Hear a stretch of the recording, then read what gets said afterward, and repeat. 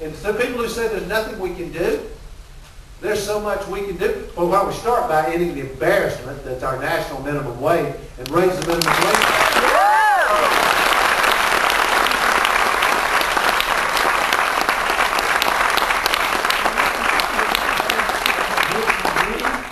The greatest anti-poverty movement in American history is the organized labor movement. We are the easier, not harder, for workers to be able to organize, to collectively bargain.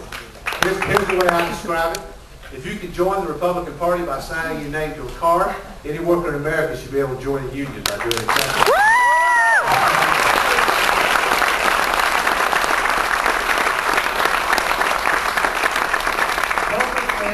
Save. Low-income families have a terrible time saving. And by the way, I'm going to try to be brief on this, but this is what I've been spending a lot of my time on the last few years. I've been running a poverty center at the University of North Carolina at Chapel Hill. I'm proud of the work that we've done. We've actually got a book coming out in just a few weeks, laying out an agenda for how we end poverty in America. But what happens to low-income families is they don't have any assets. They don't save anything. They can't. And as a result, when something goes wrong, people always ask me, why would anybody go to a predatory or payday lender? Listen, if it's 2 days before payday and you're out of money and your children have to eat, you'll do anything. And that's exactly what happens. These predatory payday lenders, they prey on our most vulnerable families. Here's what we ought to do. We ought to crack down on payday predatory lenders.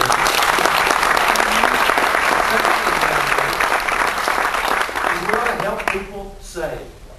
We ought to set up individual accounts in banks, in financial institutions for low-income families so that they can save, they get financial literacy courses, they get used to dealing with a financial institution, and we match what they're able to save. So they actually have an incentive to save and a chance to create some assets. That way, when something goes wrong,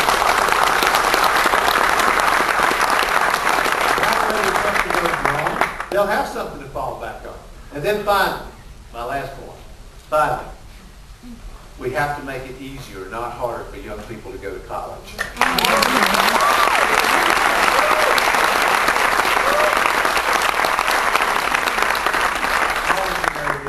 Rising college tuition, having to borrow money just to get through school. You come out of college, you got this crushing burden of debt that you're going to carry around with you for who knows how long. We can do something about this. I had this idea several years ago. I called it College for Everyone. And since the last election, I decided to find out if it worked instead of just talking about it and having it be theoretical. So we went to a poor section of eastern North Carolina, and we got the communities involved. I raised the money for this effort, and we said to every kid in this area, if you graduate from high school and you're qualified to be in college, and you commit to work while you're in college, at least 10 hours a week, we pay for your tuition and books. Very simple.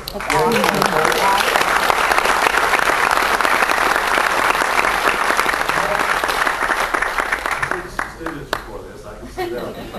The whole idea of this is that we don't just give it to you, you have to earn it.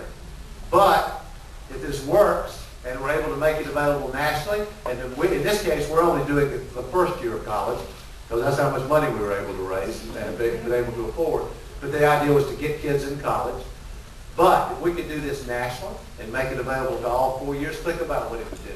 First of all, it creates an incentive for students to work when they're in school. That's a good thing. Second, when they come out of school, they don't carry this crushing burden of debt around with them. Instead, they come out clean, free, able to do whatever they choose to do, which is the way it ought to be for our young people who are our best capital, human capital, when they come out of college. So I think there are huge opportunities available to us in the world and here in America. And I am relentlessly optimistic about what's possible. But I don't think we can do these things that I'm talking about with little baby steps. Careful, cautious. Let's be careful what we do.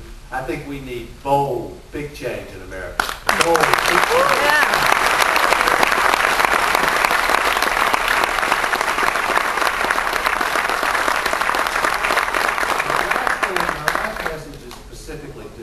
Young people, the students who are here.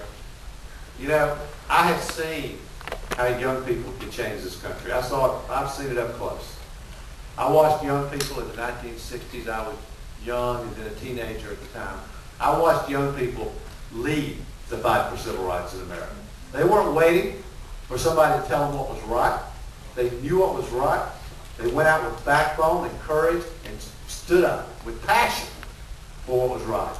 And they helped change this country. Young people on college campuses spoke out against the war in Vietnam and helped bring an end to that war. More recently, they helped bring down an apartheid regime in South Africa. You have changed America before, and you can change America again. But what I would say to all of you is, you can't stay back. Just vote in the election, but Lord knows we want you to vote in the election. But you can't just vote in the election and hope that somebody else is going to solve this for you. The truth of the matter is the power in America is not just in the White House and in the Oval Office. It's out here. It's with you. You have the ability to change this country. You do. But you got to take responsibility. You got to be willing to take action. You know, I've talked about hope a great deal in the past while running for president and then vice president, and hope is an important thing. It's important to all of us. But that hope has to be translated into action, because it's action that brings about change. And your country needs you. Your country needs you to be patriotic, to be involved, to be engaged. Everyone here, we've set up a service organization called One Corps. There's a woman over here with a t-shirt on. You might say that. One Corps.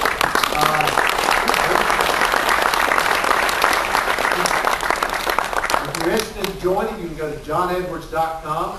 We do some politics, but you don't have to do the politics. Mostly it's a service organization. And we work on fighting poverty. We work on conserving energy. We're involved in advocating important causes. Go to johnedwards.com. Join us in this effort. It's a perfect example of how tomorrow begins today. We don't have to wait for the election. And you don't have to wait for somebody else to do this. If you believe in change, and you believe that change is important for this country that you love so much, join us in this cause.